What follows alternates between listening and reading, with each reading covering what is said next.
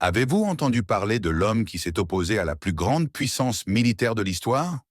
Ce n'est pas une légende, mais une réalité. C'est l'histoire du sultan mamelouk Baïbar, l'homme qui a vaincu les Mongols, défendu l'islam et fondé un grand empire. Baïbar s'est né en 1223 au sein des tribus turques, mais il n'a pas eu une enfance normale.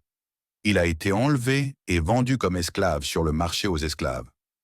Il a fini par atterrir en Égypte, où l'émir Aybak l'a acheté et l'a intégré au rang des Mamelouks, une puissante unité militaire composée d'esclaves affranchis. Mais Baybars n'était pas un esclave ordinaire.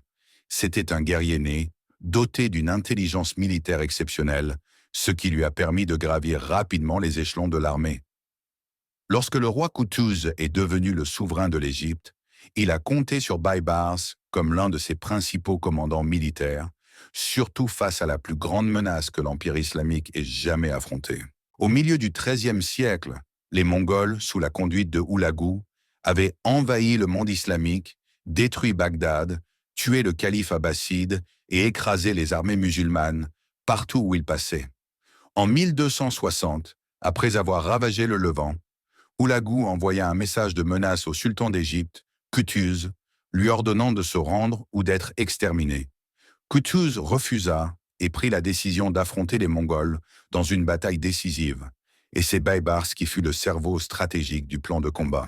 Le 3 septembre 1260, l'une des plus grandes batailles de l'histoire eut lieu dans la région d'Ain Jalut, l'actuelle Palestine. Les Mongols pensaient être invincibles, mais ils ignoraient que Baybars leur avait tendu un piège parfait. Il utilisa la tactique de l'attaque suivie d'un repli stratégique pour attirer les Mongols dans une vallée étroite où l'armée mamelouk était embusquée. Une fois les Mongols entrés, les Mamelouks les encerclèrent de toutes parts, déclenchant un massacre inattendu. Pour la première fois de leur histoire, l'armée mongole recula et commença à fuir. Finalement, les Mongols subirent une défaite écrasante. Leur commandant Kitbuka fut tué et leur ère de victoires absolues dans le monde islamique prit fin. Après la bataille, Baybars retourna en Égypte. Mais il savait que le pouvoir ne pouvait rester entre les mains d'un homme faible. Peu de temps après, le sultan Kutuz fut assassiné, et Baybars devint le nouveau sultan d'Égypte et du Levant. Il entreprit de bâtir un puissant État mamelouk et rétablit le califat abbasside au Caire après sa chute à Bagdad, faisant des Mamelouks les nouveaux protecteurs de l'islam. Baybars n'était pas seulement un souverain, mais un guerrier infatigable qui combattit toute sa vie.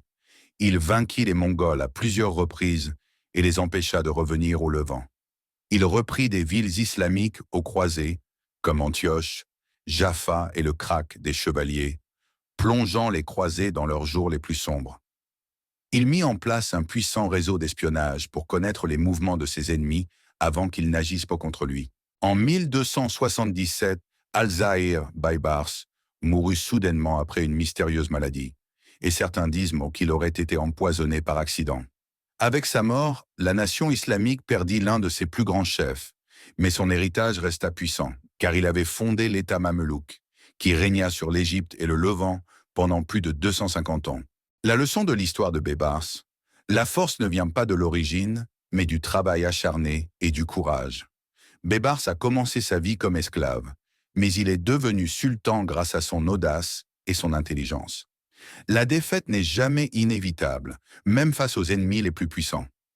Tout le monde croyait que les Mongols étaient invincibles, mais Baybars a prouvé le contraire. Les grands dirigeants ne se contentent pas de protéger leur pays, ils le construisent aussi.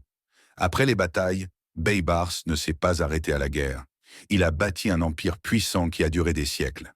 Ainsi, l'histoire d'Al-Zahir Baybars reste l'une des plus grandes épopées de bravoure du monde islamique. Alors, Baybars était-il le plus grand chef musulman du Moyen-Âge?